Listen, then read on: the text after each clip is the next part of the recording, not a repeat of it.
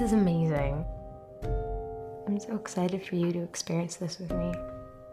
Welcome to the Gimli Film Festival. We are on the beach, and beaches are really time for families. So we start off this interview celebrating a mother and a son. I'd like to introduce Susan Loewen and her son Jason.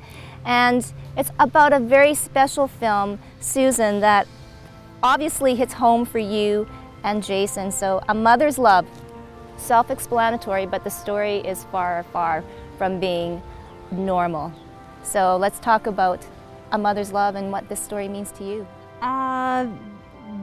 What it means to me mostly is that no matter what happens to your child, you're always there for them, and you always want to find them and make sure they're safe, regardless of their age. Now you help, right? It's your story and Jason's story. Yeah. You were an actor in the story, close to your heart. I guess I'm going to throw it to Jason now, seeing this story on a screen. What was the impact on you? It was, well, I'm glad I didn't watch it, in early recovery, because that would have been maybe a little bit too, heart-wrenching. But it was, I don't know, it was a good reminder, I guess, of how much one person in particular actually does care. I mean, which is something that you don't have any perspective when you're in the problem. It's just, you don't actually think that anybody really gives a damn, but, to actually see what she went through, that was, kind of incredible.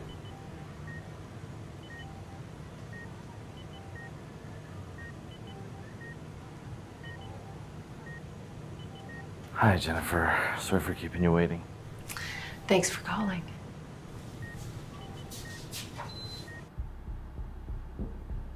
For all the years that you were in trauma, I don't think I've ever seen you down here, except that one time you pranked me as a resident. I genuinely, it's a real hope that my patients don't get there. Well, it's talking about the addictions to drugs, in Jason's case, meth. Susan, being a mom, I can't imagine, but then I can understand, what you would do for someone that you love and care about. But I guess the whole process in this, how has it affected you? It makes me appreciate more every day, but every day you just hope every day hope you're good. Yes, I know. And then you have a beautiful son, Griffin, that Susan and her husband have raised too as well. What is that dynamic now that you're back in the family, Jason? That dynamic is interesting, I guess. It's,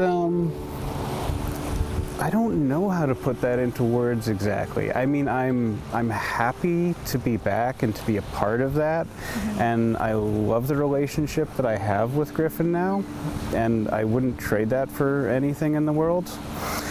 But the actual family dynamic is, I don't know, is awkward a good word for it? Sometimes, Yeah. How do you move forward? Yeah. Well, because when Jason was missing, so he was gone, it was like 4 years of searching for him, and it was, your mornings start, you phone the hospitals, you phone all the emergencies, you phone the police, you do the usual. And then between 2 and 4 in the morning, I go out looking for him on the street. And because of contacts that I had from sexual assaults that I've done, one of the girls got me a name and an address to go to look for him. So I'd go to meth dens, and then I go to the morgue every now and then because I had good friends who would call me in because I was a nurse. So to see if it was him.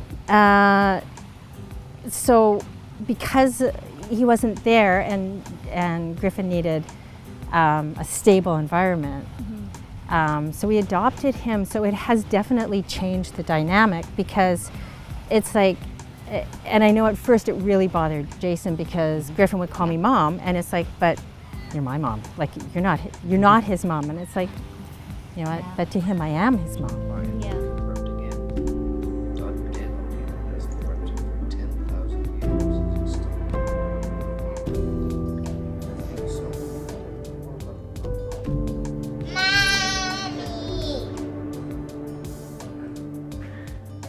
He's always known that Jason loved him and that his mom loved him and that they couldn't take care of him because they were sick and they trusted us to take care of him. And so when Jason came in at first, he got very worried because he thought we'd lied to him, and so then he got very confused. And now he's decided that I'm his mom, Chuck's his dad, and Jason's his dad, but he's also his brother. And right now, that's how he likes it. And yeah. And he'll change as he gets older because he changes all the time. Yeah, you know, Right? and kids are very resilient, but I guess now that you are reconnected with your son, life lessons got to be huge, right? Yeah. Oh, and he adores him. Like he does. Like, Oh, yeah. he's always, Jason coming over? Yeah. It's, I don't know, it's hard sometimes to figure out exactly how I fit in.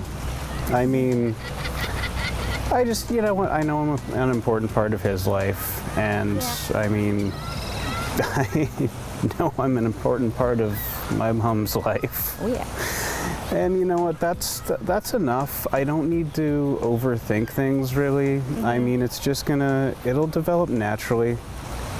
And yeah. One day at a time. Yeah.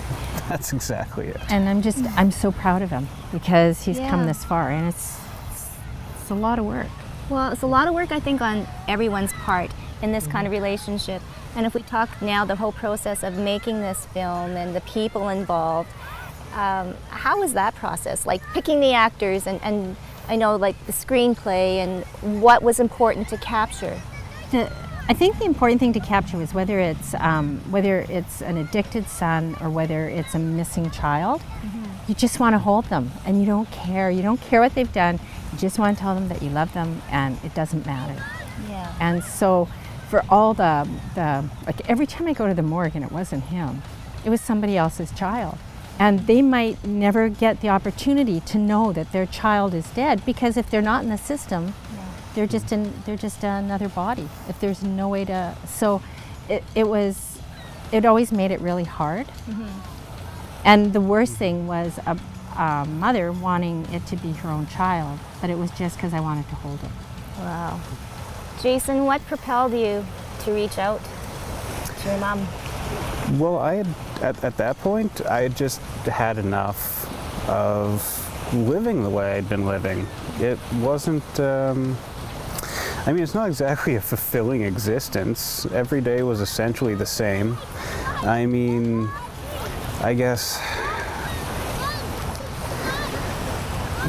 well, what made me reach out to my mom, though, that was, you know, I found my own personal rock bottom, and that was more of an emotional thing. Right. I mean, I had been living the way I'd been living, and I could have continued living that way indefinitely, I suppose, or, you know, there's three outcomes, there are consequences, jails, institutions, and death. I mean, once you get to a certain point, that's basically that. I mean, you know, they are right about, you know, a few things. So yeah, I couldn't do it anymore. I didn't want to do it anymore. And then, yeah, I just...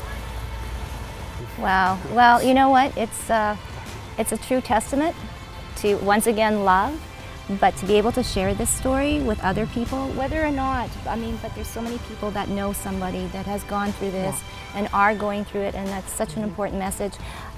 Good news on the film, too. I know it's premiering, but also it's being picked up where? In New York. It's at the Chain Festival in New York on the 19th of August.